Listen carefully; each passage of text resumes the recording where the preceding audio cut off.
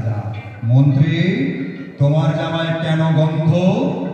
মন্ত্রী বলে, এসেন্স দিচ্ছি, গন্ধ তো নয় মন্দ। রাজা বলে, মন্দ ভালো, দেখুন সুখে বদ্যি। বদ্যি বলে, আমার নাকি বেজায় হলো সবজি। রাজা হাঁকে, বলাও তবে রাম নারায়ণ পাত্র। পাত্র বলে, এই মাত্র নসি দিয়ে বন্ধজি নাক, গন্ধ কোথায় ঢুকবে?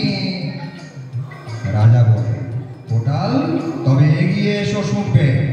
কোটাল বলে, পান পেয়েছি, মশলাটা দেখো, গন্ধের তারি মুন্ডু আমার একেবারে ভরপুর। রাজা বলে, আসুক তবে শের পালবান ভীম সিং।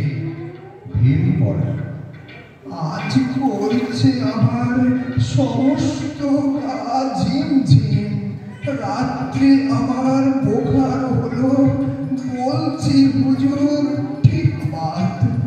বলেই শুলো রাজসভাতে চক্ষু বুঝে চিৎপাত। রাজার সাদা চন্দ্রকেতু তারই ধরে শেষটা। বলল রাজা, তুমি না হয় করো না ভাই চেষ্টা।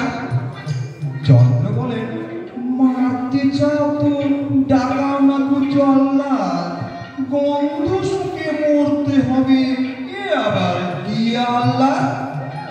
ছিল হাজির বৃদ্ধ নাজির, বয়সটি তার ৯০। ভাবল মনে, ভয় কেন আর, একদিন তো মরবই। সাহস করে বললে বুড়ো, মিথ্যে সবাই বকছিস, শুনতে পারি হুকুম পেলে, এবং না পেলে বকছিস। রাজা বলে, ১০০০ টাকা ইমাম পাবে সত্য। তাই না শুনে উৎসাহেতে উঠল পুরো মত। জামার পরে নাক টেকিয়ে শুকলো কত গন্ধ, রইল অটল, দেখল লোকে বিস্ময়ে পাঠ বন্ধ। রাজ্যে হলো জয় জয়কার, বাজলো কাসর ঠক্কা।